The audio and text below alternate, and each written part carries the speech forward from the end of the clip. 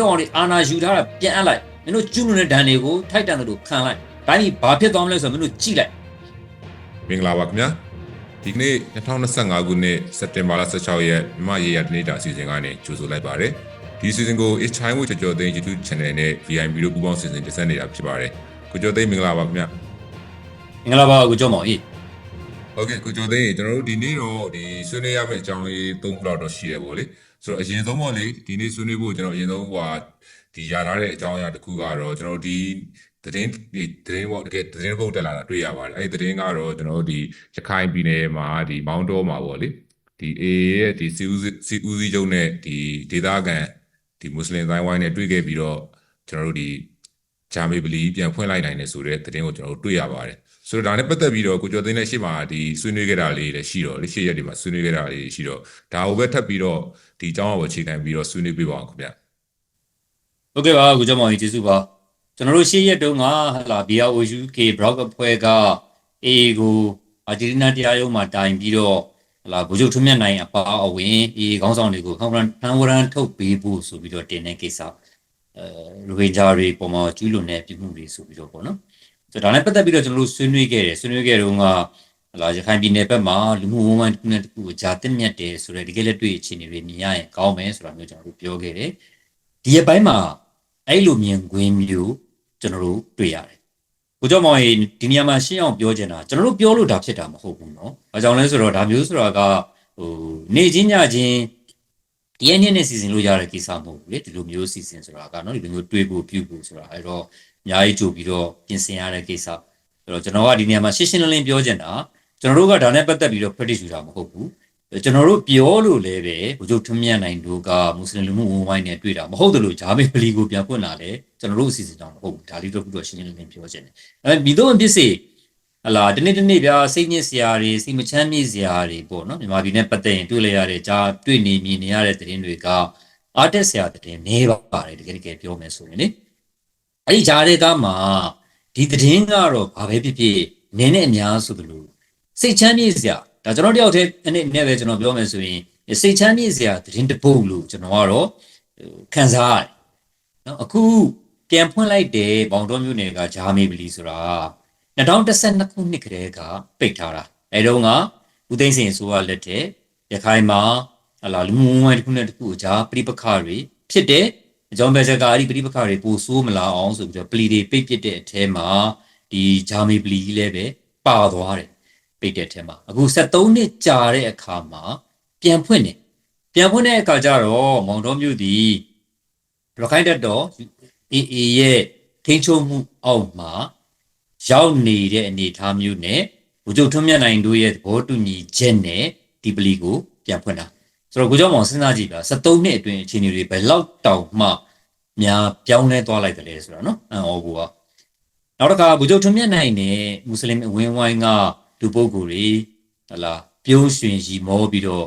တက်ဆွဲနှုတ်ဆက်နေတဲ့ပုံတွေကျွန်တော်တို့တွေ့ရတယ်ဒီပုံတွေတွေ့ရတော့လည်းပဲကျွန်တော်ဝမ်းသာမိတယ်ဗျနော်အဲ့လိုမျိုးမြင်ကွင်းမျိုးလည်းပဲများတွေ့ကျင်မြင်ကျင်မိပါတယ်စခိုင်းဒီဘက်မှာမဟုတ်ပါဘူးတခြားဒေသတွေမှာလည်းပဲဒီလိုမျိုးမြင်ကွင်းမျိုးတွေကျွန်တော်တယောက်တည်းစန္ဒနဲ့များမြင်ကျင်တွေ့ကျင်ပါတယ်ကိုကြောပါဆိုတော့ဒီလိုမျိုးနော်ရခိုင်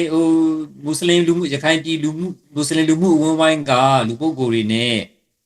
ဟလာရုံးရှင်ကြီးမောပြီးတော့လက်ဆွဲနှုတ်ဆက်တယ်ဆိုတဲ့မြင်ကွင်းမျိုးကို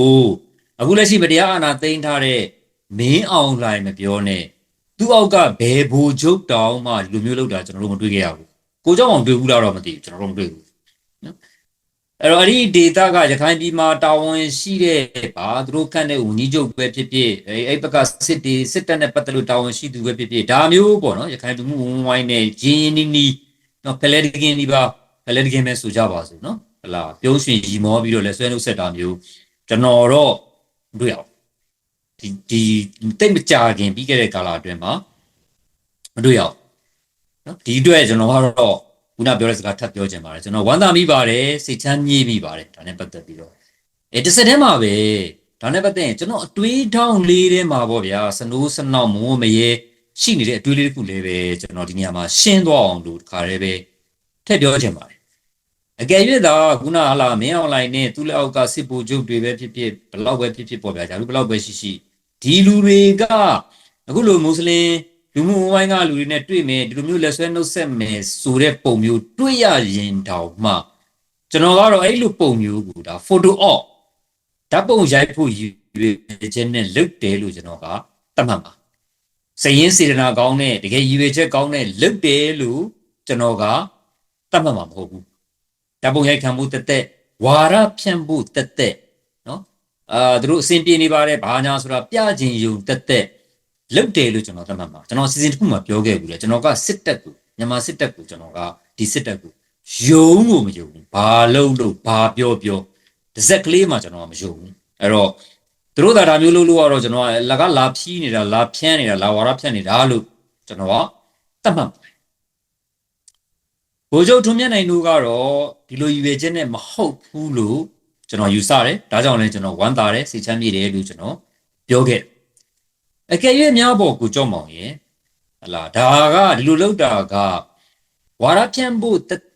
်လူမြင်ကောင်းယုံတက်ရခိုင်ပြည်မှာလူမှုဝန်းနဲ့အဆင်ပြေနေပါတယ်အားလုံးသိမြင်အောင်လုပ်နေပါတယ်ဆိုတာကိုပြချင်ယုံတက်လုပ်တယ်ဆိုရင်လည်းပဲဒါမျိုးဆိုတာရေရှည်ဖုံးထားလို့မရဘူးဗျနော်ဖုံးထားလို့မရဘူးပေါ်မှာပဲဟလာဟန်ပြလုပ်တာလားတကယ်လုပ်နေတာလားဆိုတာကရေရှည်ဖုံးထားလို့မရဘူးပေါ်လာမယ့်ကိစ္စဖြစ်ပါတယ်လို့နော်အဲ့တော့ဒီအပိုင်းမှာရခိုင်ပြည်ဘက်ကလာတဲ့သတင်းတွေတွေ့ရတာအများစုကသတင်းကောင်းတွေလို့ကျွန်တော်ကတော့ဟလာမြင်မိတယ်ဒီလိုမျိုးသတင်းတွေဆက်ပြီးတော့တွေ့ရဖို့လည်းပဲကျွန်တော်မျှော်လင့်ပါတယ်တစ်ဆက်တည်းမှာပဲဒီနေရာမှာနော်ရခိုင်အဓိကအပြင်ရခိုင်ကိစ္စပေါ့ဗျာဒါပေမဲ့တကယ်ရခိုင်ကိစ္စတွေမဟုတ်ပါဘူးမြန်မာပြည်ရဲ့ဘယ်နေရာမှာမဆိုပူစီပွားစီဖြစ်ပြီးဆိုရင်ဥပမာဆိုကြပါစို့ဟလာ TNL နဲ့ကချင်ဖြစ်ပြီးဆိုရင်ဟိုဘက်ကိုမြောက်ပေးဒီဘက်ကိုမြောက်ပေးဟိုဘက်ကိုချဒီဘက်ကိုချပြီးတော့ဂျားတွေကနေရန်တိုက်ပေးတဲ့အစုကတတ်ကိုရှိတယ်ကိုကြောက်ပါနော်တက်ကိုရှိတယ်ရခိုင်ဆိုတော့ရခိုင်ပြည်ပဲအခြေအနေကတော့ပိုဆိုးပဲနော်ရိုဟင်ဂျာကိုလှက်တိုက်လိုက်မွတ်စလင်ကိုလှက်တိုက်လိုက်ရခိုင်ကိုလှက်တိုက်လိုက်ဗမာကိုလှက်တိုက်လိုက်မျိုးစုံအောင်လှက်တိုက်နေတဲ့လူတွေရှိကိုရှိတယ်နော်ဟိုဘာလူညာလူဆိုရဲလူတွေနဲ့အဲ့တော့ဘိုးဘက်ဒီမှာရန်တိုက်ပေးနေတဲ့လူတွေရန်တိုက်ပေးခြင်းတဲ့လူတွေ online မှာအားချောင်ပြီးတော့ဆဲဆိုနေတဲ့လူတွေကျွန်တော်ဒီညနေပြီးတော့ရှင်းလင်းကျွန်တော်သတိပေးလိုက်တယ်ကျွန်တော်အတွက်ကဒီလိုရခိုင်ကိစ္စနဲ့ပတ်သက်ပြီးတော့ရခိုင်ပြည်ရေးကိစ္စနဲ့ပတ်သက်ပြီးတော့ရိုဟင်ဂျာရေးကိစ္စနဲ့ပတ်သက်ပြီးတော့နော်ပြောလို့ဆိုလို့သတင်းလုပ်လို့သတင်းပို့လို့အစဲခံရတာဘာမှမထူးဆန်းဘူးကျွန်တော်ရိုဟင်ဂျာရေးခင်းစဖြစ်ကြတဲ့ကဒါမျိုးသတင်းတွေကျွန်တော်တောက်လျှောက်လုပ်လာဘူးတယ်ကျွန်တော်နေဆက်လည်းရောက်ခဲ့ဘူးတယ်ရခိုင်ပြည်ပဲလည်းရောက်ခဲ့ဘူးတယ်ဒုက္ခသည်စခန်းသားလည်းကျွန်တော်ရောက်ခဲ့ဘူးတယ်နော်ဟို no man land ဆိုတဲ့နေရာကိုလည်းပဲကျွန်တော်ရောက်ခဲ့ဘူးတယ်ဒီလိုမျိုးသတင်းတွေလုပ်တိုင်းမှာကျွန်တော်တို့ကဆဲခံနေရတာတခါလေကြာရင်အသက်အန္တရာယ်တော်မှချိတ်ချောက်ခံရသေးတယ်နော်ဆဲခံရလဲဘိုးမွန်နေအောင်ဆဲခံရတာတော့ဆဲတယ်ချင်းချောက်တယ်ဒါတွေကကျွန်တော်တို့တက်ကဘာမှမဆန်းဘူးနော်ကျွန်တော်တို့လူမျိုးတွေကဘာမှမဆန်းဘူးဆဲတာကလည်းပဲတစ်ဖက်တည်းကဆဲတာမဟုတ်တစ်ဖက်စလုံးကဆဲတာဘက်ပေါင်းစုံကဆဲတာနော်ရိုဟင်ဂျာဘက်ကနေပြီးတော့ပြောတယ်လို့ယူဆရင်တစ်ဖက်ကဆဲတယ်ရခိုင်ဘက်ကပြောတယ်လို့ယူဆရင်တစ်ဖက်ကဆဲတယ်အဲ့ဒါကအဲ့လိုဆဲနေတဲ့လူတွေကတကယ်ရိုးရိုးသားသားလူတို့လို့ကျွန်တော်မယုံကြည်ဘူးတစ်သက်လုံးကျွန်တော်မယုံကြည်ခဲ့ဘူးအဲ့လိုဆဲနေတာတမင်ကို online မှာအားချောင်တဲ့ on ချောင်တွေပေါ့ဗျာနော်ဒီလိုလူမျိုးတွေပါမယ်ပြီးတဲ့အခါကျတော့တမင်ကိုပြဿနာမဖြစ်အောင်စွပေးနေတဲ့လူတွေပါမယ်ပြဿနာတက်မှရန်ဖြစ်မှနော်ထမင်းစားရမယ်ထမင်းဝမယ်ဆိုတဲ့လူမျိုးတွေကမြန်မာနိုင်ငံမှာရှိတယ်လေအဲ့လိုတန်းစားမျိုးတွေကရှိတယ်အဲ့တော့အဲ့လိုလူမျိုးတွေဒီနော်ကျွန်တော်တို့အခုအစီအစဉ်အောက်မှာကိုကြောက်မောင်ရင်လာများဆဲလို့ကတော့လာများရန်စကားလာပြောလို့ကတော့အမုန်းစကားလာဖြန့်မယ်ရန်စကားလာပြောမယ်ဆိုလို့ကတော့အဲ့ဒီအကောင့်တွေကိုဘန်းမယ်ပြီးရင် report လုပ်မယ်ပိတ်ပစ်အောင်လုပ်မယ်နော်အဲ့တော့ဆဲခြင်းရင်ကိုဖတ်တာကိုကြိုက်တဲ့နေရာမှာသွားဆဲဒီစီစဉ်အောက်မှာလာမဆဲနဲ့အမုန်းစကားလာမဖြန့်နဲ့ရန်လာမတိုက်နဲ့နော်ဒါဒီစီစဉ်နေနဲ့လုံနိုင်တာကအဲ့လိုအကောင့်မျိုးတွေကိုဘန်းပစ်မယ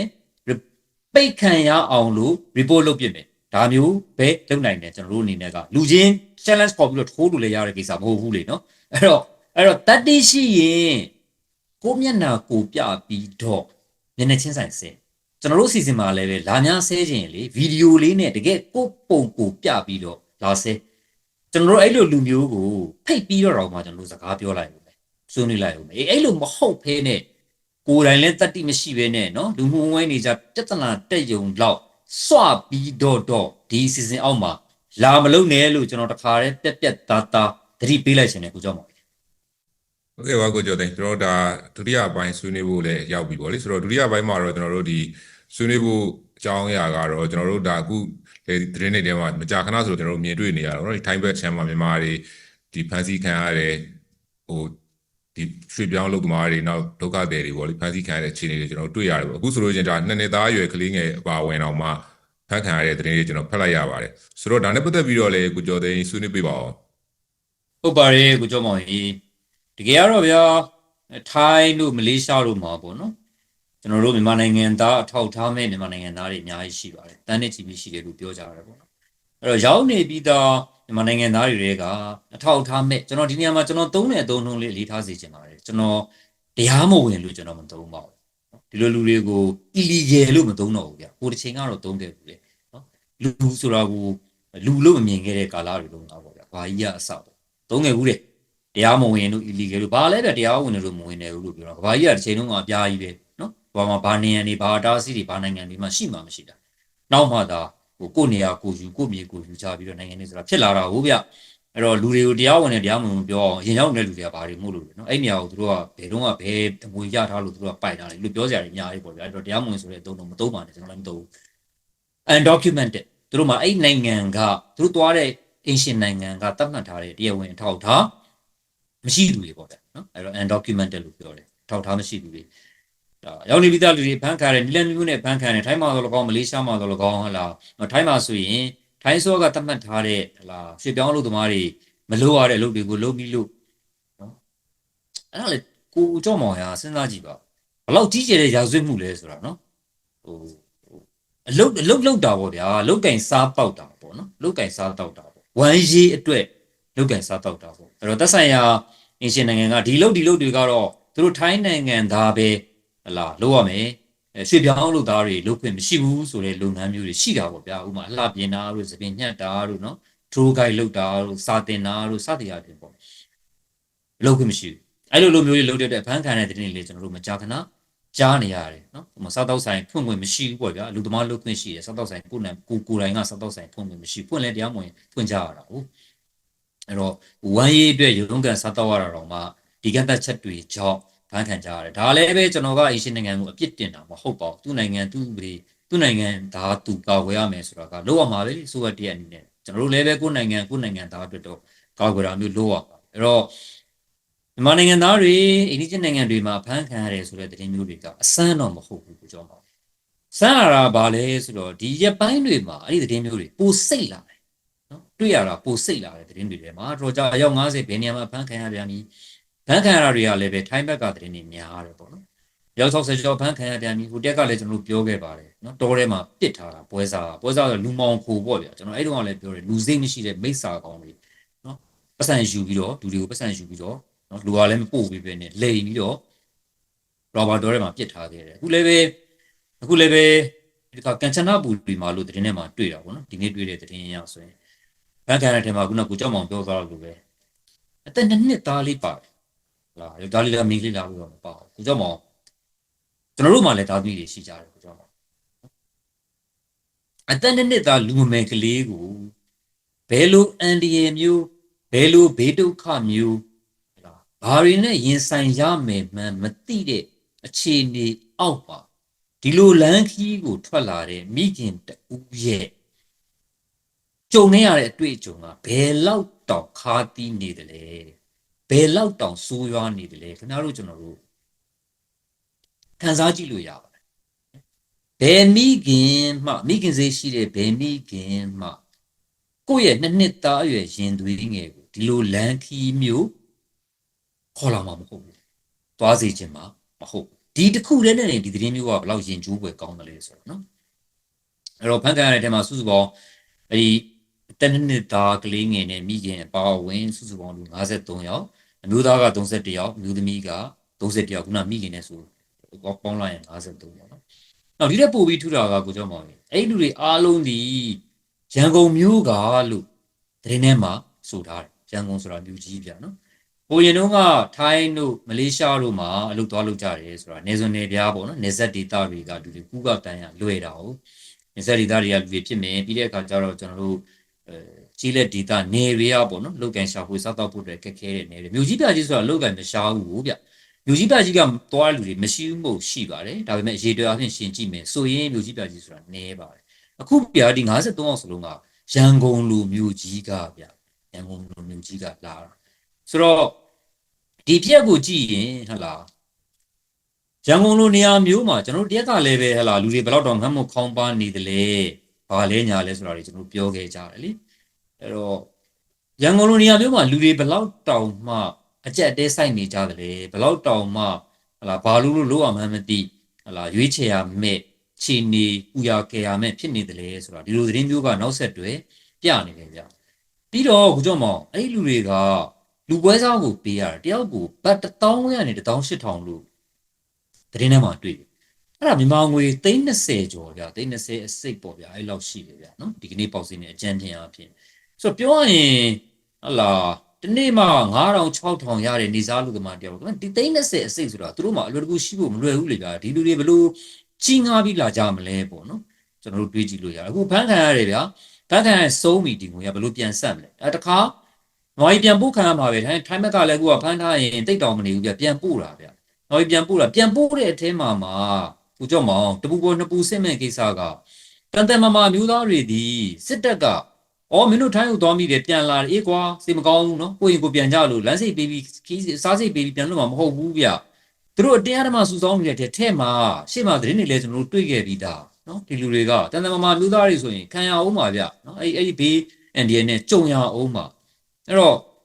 ့တစ်ဖက်ကလည်းကြည့်ရင်ဗျာထိုင်းရောက်မယ်မလေးရှားရောက်မယ်ပွဲစားမျိုးမျိုးပြောတယ်ရောက်ရင်လည်းပဲကိုကြောက်မောင်ကြီးရောက်နေတဲ့လူတွေတော်မှရှေ့ရရောက်နေတဲ့လူတွေတော်မှအများကြီးတကယ်အစင်ပြေပါမလားဆိုတာဘယ်သူမှမပြောနိုင်ဘူးနော်ရှေ့ရရောက်တဲ့လူတွေတော့မှအစင်ပြေတဲ့လူတွေအများကြီးဒါကကျွန်တော်ကဒါကျင်နေတဲ့လူဟလာထွက်ပေါက်တွေလုံးဝပိတ်နေလို့ဒုက္ခရောက်လုံးအားကြီးလို့ထိုင်းကိုသွားမယ်မလေးရှားကိုသွားမယ်ဆိုတဲ့လူတွေကိုကျွန်တော်ကစိတ်ပြက်စကားကျွန်တော်ပြောတာမဟုတ်ဘူးတကယ်လက်တွေ့ချင်းတွေကိုပြောတာနော်ရှေ့ရရောက်နေတဲ့လူတွေတော်မှအစင်ပြေကြပါဘူးတကယ်ပြောရင်တကယ်အစင်ပြေတဲ့လူဆိုတာကအ ਨੇ စုပါ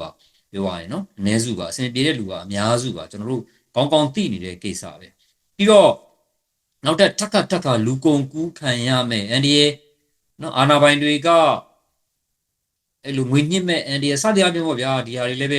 ဲနော်ပြောရတာအများကြီးပါဘေးဒုက္ခတွေနောက်ထပ်ကြုံရမယ့်ဘေးဒုက္ခတွေအများကြီးပါဒီနှစ်သားအရွယ်ကလေးငယ်အခုချိန်မှာဘယ်လိုများဖြစ်နေမလဲကျွန်တော်မတွေးရဘူးဗျာကိုကြောင့်မသိလားကျွန်တော်မတွေးရဘူးကျွန်တော်ရင်ထဲမှာစိုးတယ်ဒါကျွန်တော်လောက်ကြံပြီးပြောစရာအကြောင်းမရှိဘူးကျွန်တော်မှလည်းကလေးရှိတယ်နော်ဒီနှစ်သားအရွယ်ကလေးငယ်ဒီအချိန်မှာဘယ်လိုများဖြစ်နေမလဲပေါ့နော်သူမိခင်ဘယ်လောက်များရင်ပူနေရှာမလဲပေါ့ကလေးလေးကတော့ဘာမှမသိရှာဘူးပေါ့ဗျာဆိုတော့ကိုကြောင့်ပါဒါတွေအားလုံးကအရင်စစ်တော်ဘာလဲဆိုတော့ဒီအင်မတန်စိုးသွမ်းရုပ်မာတဲ့လူတွေ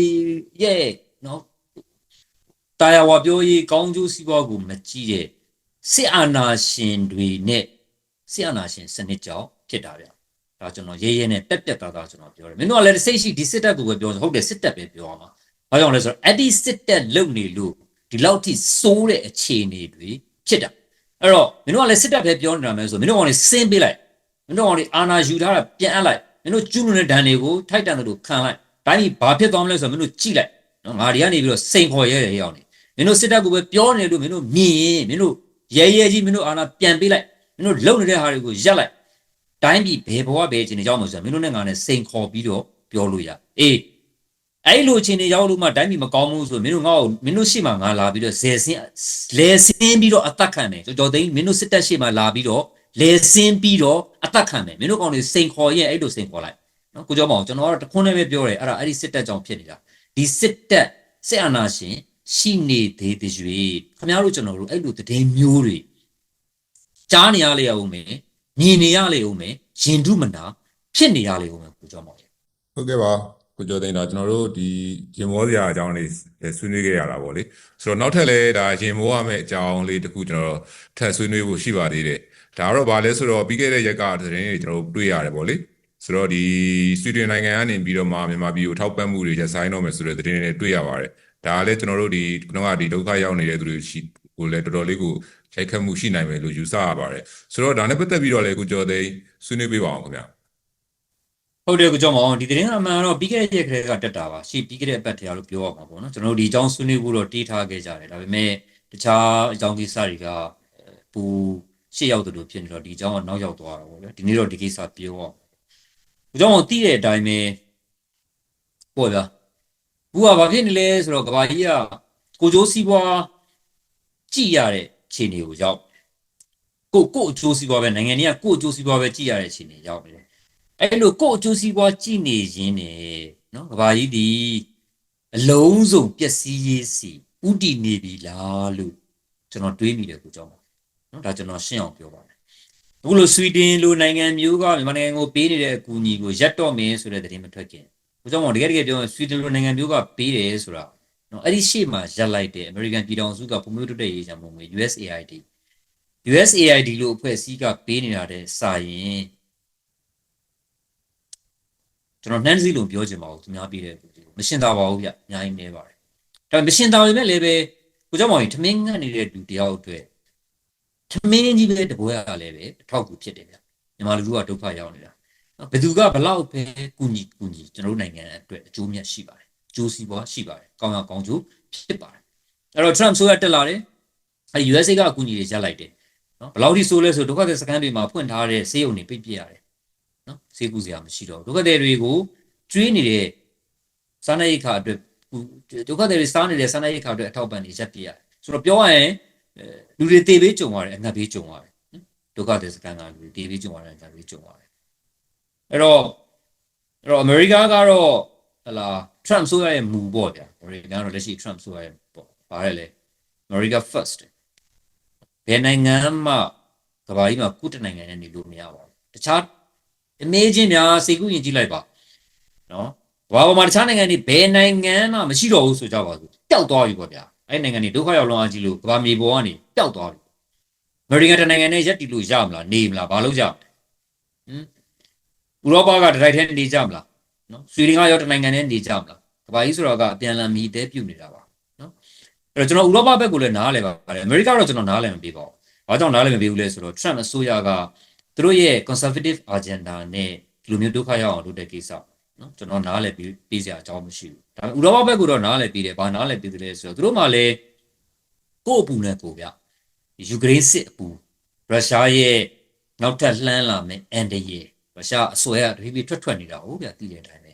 ဒီအန်ဒီယေအဲ့တော့ဒါတွေကိုသူတို့ကကာဖို့လိုတယ်ယူကရိန်းစစ်ကလည်းပဲအခုချိန်ထိမပြတ်သေးဘူးယူကရိန်းကလည်းပဲကူနေရတယ်ပြီးတော့ဥပမာဆွီဒင်ဆိုလည်းပဲတကယ်နိုင်ငံလေးလေးပါဆိုတော့သူတို့နိုင်ငံအတွက်လည်းပဲဒါကာကွယ်ဖို့ပါလို့ဖို့ဒါတွေလောက်ရတာပေါ့ဗျာလို့တော့ကုန်ကျစရိတ်တွေကများလာတာပေါ့ဒီနိုင်ငံတွေအကုန်လုံးကဟလာဒီမိုကရေစီနိုင်ငံတွေဖြစ်တဲ့ခါကျတော့ဒီကုန်ကျစရိတ်တွေကဟလာမြန်မာနိုင်ငံမှာအာဏာသိမ်းထားတဲ့စစ်တပ်လို့ငွေကြေးကိုငွေစက်ကူရိုက်ထုတ်ကျင်တဲ့ရိုက်ထုတ်လို့မရဘူးဗျဒီစိုးရတွေကဘယ်လိုလဲပတ်တယ်လဲဆိုတော့သူတို့ကတိုင်းပြည်လူထုစီကနေပြီးတော့ကောက်ခံလို့ရတဲ့နော်တရားဝင်သောနီလန်ဖြင့်ကျိုးကြောင်းမျှတသောနီလန်ဖြင့်ဥပဒေရသတ်မှတ်ထားသောနီလန်ဖြင့်ကောက်ခံလို့ရတဲ့အခွန်ငွေနဲ့သူတို့တိုင်းပြည်ကိုလည်းပတ်တာသူတို့တိုင်းပြည်လူထုရဲ့ဒါကပြောရေးလူမှုဖူလုံရေးဒါတွေလည်းလုပ်ရတယ်တိုင်းပြည်ကာကွယ်ရေးလည်းလုပ်ရတယ်စသဖြင့်ပေါ့နော်အဲ့ဂျားတွေကမှဟလာတခြားမြန်မာနိုင်ငံလူမျိုးဒုက္ခရောက်နေတဲ့နိုင်ငံတွေအကူအညီလိုနေတဲ့နိုင်ငံတွေကိုလည်းပဲသူတို့ကအကူအညီပေးတာဆိုတော့အဲ့ဒီအကူအညီပေးခဲ့တာတွေအတွက်လည်းပဲကျွန်တော်ကကျေးဇူးတင်တယ်လို့ကျွန်တော်ပြောချင်တယ်ဒါပေမဲ့လည်းဒီလိုရပ်ပစ်လိုက်တယ်မြန်မာနိုင်ငံကိုပေးနေတဲ့ကူညီတွေရပ်ပစ်ဖို့ဆုံးဖြတ်လိုက်တယ်ဆိုတာမျိုးကလည်းပဲတိတ်ကိုကံမကောင်းအကြောင်းမလားတဲ့ကိစ္စပါပဲနော်အဲ့လိုရပ်ပစ်မဲ့အစားတခြားနည်းလမ်းတော့ရှာဖွေသင့်တယ်လို့ကျွန်တော်ကတော့ထောက်တာခြင်းနဲ့အကြံပေးခြင်းနဲ့အဲ့လိုရပ်ပစ်လိုက်လို့ရောမြန်မာပြည်ကပြီးသွားမှာလားဆိုတော့ပြီးသွားဦးလေဗျာနော်ပို့ပြီးတော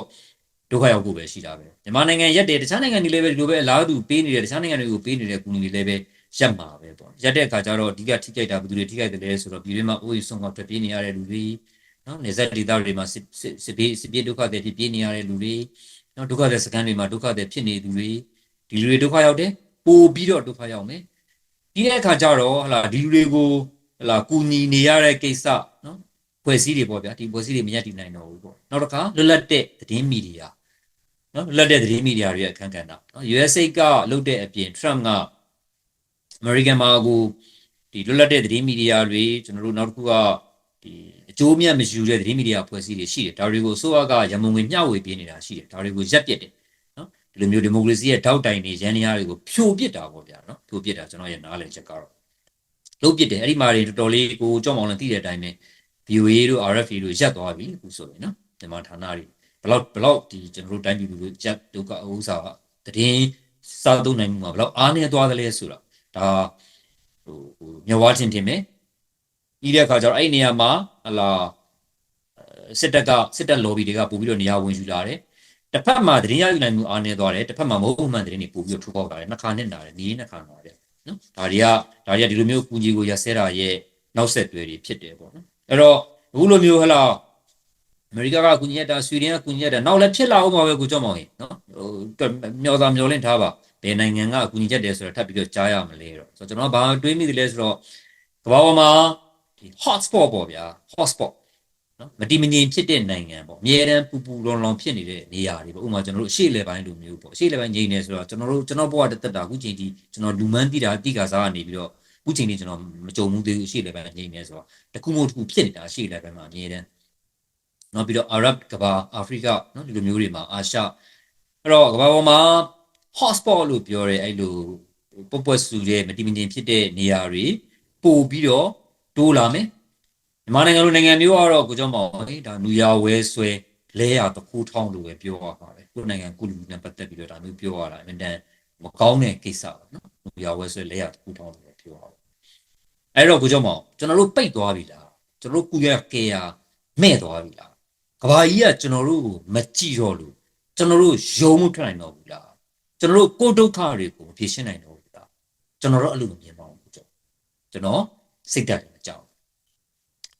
ကျွန်တော်တို့မှာကိုယ်ခွန်ကိုအားရှိပါတယ်ကျွန်တော်တို့မှာကျွန်တော်တို့လူဒူးရှိပါတယ်ဒီလူဒူးနဲ့ပဲမျိုးဒေါ်လာရေးကိုဆင်နွှဲလာတာဒီကနေ့ဒီချိန်ရောက်လာခဲ့ပါပြီကျွန်တော်တို့အစီအစဉ်တစ်ခုမှာလူဒူးထောက်ခံမှုနဲ့ပတ်သက်ပြီးတော့လည်းပဲကျွန်တော်တို့ပြောခဲ့ကြတာရှိပါတယ်အဲ့တော့ကိုကြောက်ပါမင်းဘယ်သူကူသည်ဖြစ်စေမကူသည်ဖြစ်စေကူတဲ့အတွက်ကျေးဇူးတင်ပါတယ်မကူတဲ့အတွက်လည်းပဲတော့ကူနိုင်ရင်ကူပါလို့ပဲကျွန်တော်ဒီနေရာကနေမြေတရက်ခံခြင်းနဲ့ဒါပေမဲ့ကျွန်တော်တို့ထိုင်ပြီးတော့